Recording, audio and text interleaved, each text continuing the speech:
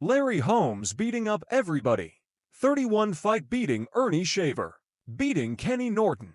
There became something called the White Hope era.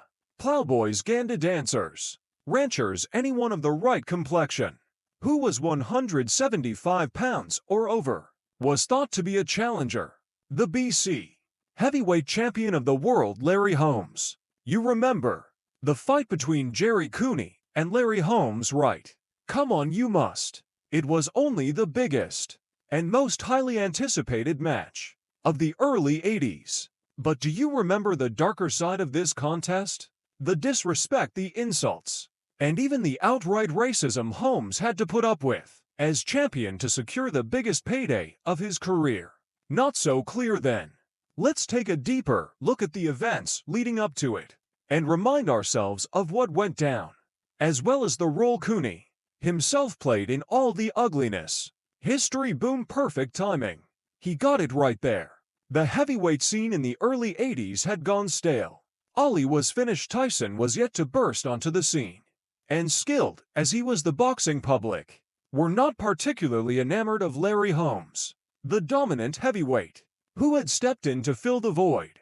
They were ready for someone new, someone fresh, and let's just say it, for a large part of America, someone white. And then suddenly, there was Gerry Cooney, a hulking brute of a man with Catholic Irish heritage. And white America had its new hero.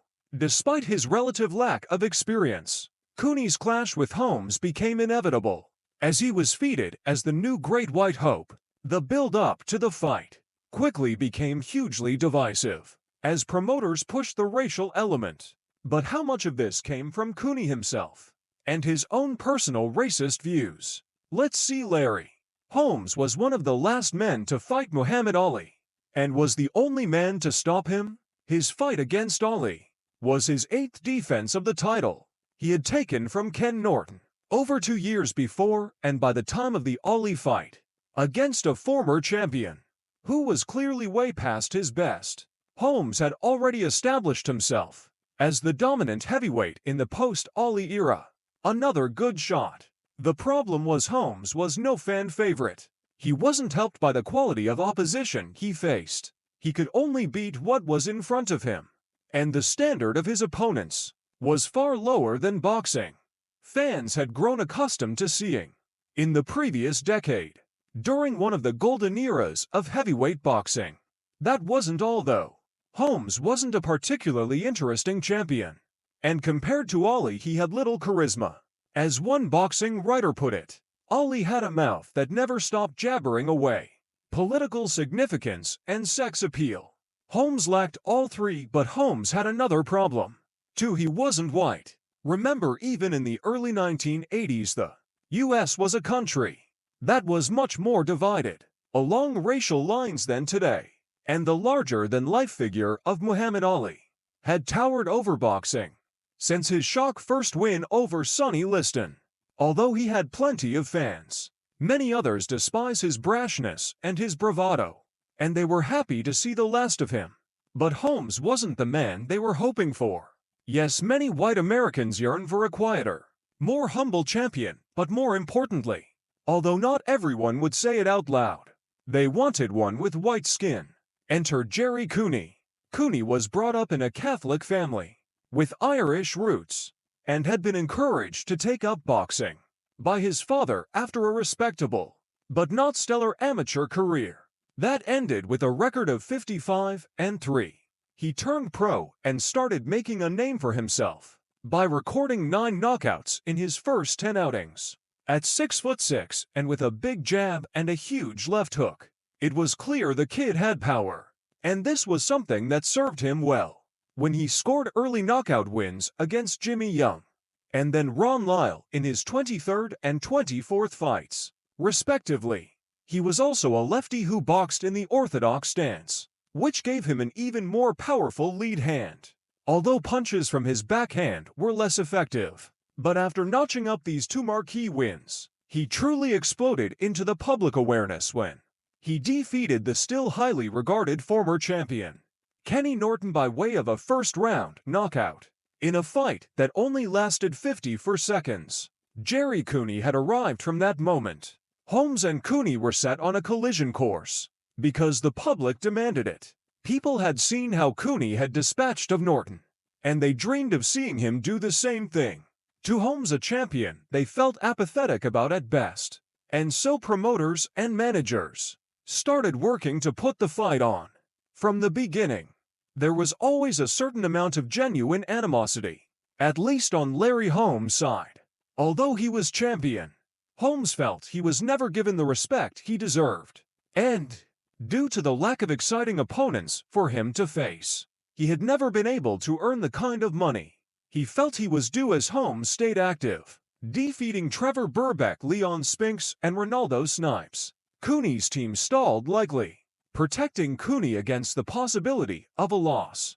Following the big Norton win, Cooney ended up staying out of the ring for 13 months before the fight took place. And during this period, Holmes wouldn't hear any talk of a future bout with Cooney.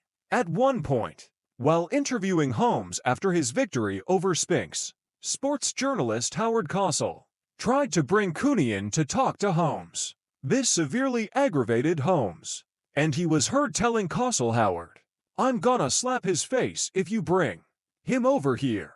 And I don't even want to talk about a Cooney until he put his name on a contract." He then made to attack Cooney before he was dragged away by his handlers.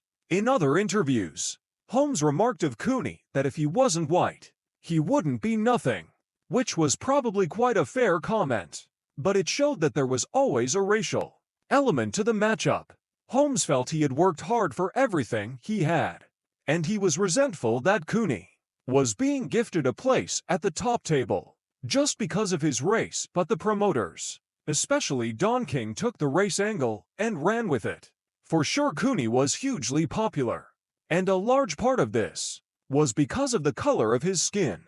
But it was King primarily that began pushing the Great White Hope narrative, and the public lapped it up, and so did the press. In the build-up, it was Cooney who was featured on the covers of Time and Sports Illustrated magazines instead of the champion, and to secure the fight, Holmes had to agree to an even split of the purse, even though the champ usually receives the larger share. This allowed Cooney to goad his opponent, telling him, "You need me more than I need you," which, in light of Holmes's previous purses, seemed to have an element of truth to it. The bout was to be the richest fight in boxing history, with both fighters taking home a reported $10 million. It would still represent Holmes's biggest payday by far, so he had to swallow the taunts and simply consider the money. As the fight drew closer, the racial element to the clash became more overt. Members of Cooney's entourage were seen wearing T-shirts that read "Not the White Man, but the Right Man," and celebrities got involved too, with Sylvester Stallone seen socializing with Cooney and his team. Okay, nobody's saying that Stallone talking to Cooney necessarily had anything to do with race. But what about this on the night? A direct telephone line to the White House was installed in Cooney's dressing room. So then, President Ronald Reagan could call him to congratulate him after the fight, should he win. No such line was installed in Holmes's changing room. In any case, the promotional tactics worked, because excitement and anticipation reached fever pitch on the night.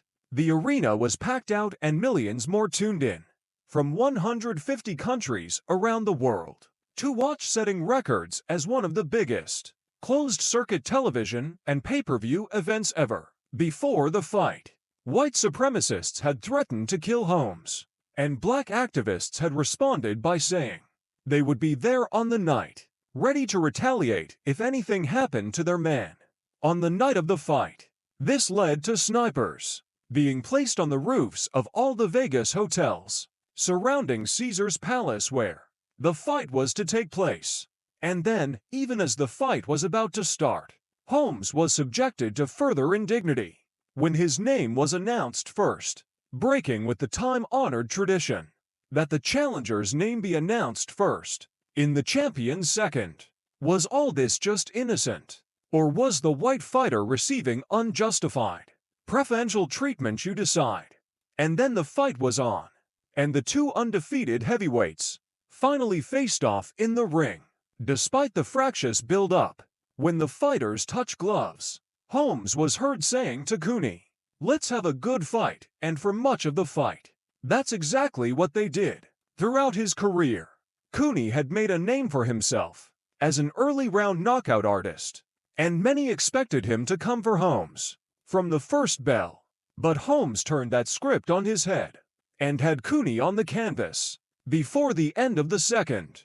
To his credit, Cooney beat the count and took the fight to Holmes, landing some heavy blows to Holmes's body, notably in the fourth. But by the later rounds, Holmes began to take over as Cooney's inexperience and inactivity began to show. Fatigued and Larry Holmes, that's why there's no movement. Larry Holmes is in trouble. After fighting on gamely with a cut near one eye, Cooney's corner finally pulled him out near the end of the 13th, as Holmes was moving in to close the show. And even then the bias towards Cooney was apparent. Although to any neutral observer, Holmes was winning clearly, Cooney would still have been ahead on the judges' scorecards had he not been docked 3 points for low blows he threw in the later rounds before his corner saved him. After the fight, Cooney took the loss badly and broke down, apologizing to his fans on the mic. In the post-fight interview, he had clearly felt the full weight of all the pressure that had been placed on his shoulders, and he was never the same fighter again. Yes, he boxed on, but he only fought 5 more times in the next 8 years, retiring after back-to-back losses against Michael Spinks and then an aging George Foreman, with a final record of 28-3, with 24 wins coming by way of knockout. In the following years, Cooney seemed to avoid fighting as much as he could. With the money he received from the Holmes fight, he was set for life and spent more time in nightclubs than in the training gym later. He spent more time battling an unhealthy relationship with alcohol than he did battling opponents in the ring. He seemed crushed psychologically, and despite the promise he showed in beating young Lyle and Norton, he never came close to fulfilling his potential. The tragedy was that it could have been so different for him. After the string of eye-catching victories that led to the Holmes fight, in his subsequent labeling as the Great White Hope, he was pushed into a fight he wasn't ready for. In truth, he was largely unknown and untested. When he faced Holmes before that fight, he had knocked over most men who stood in front of him, so his heart, chin, and stamina had never been tested.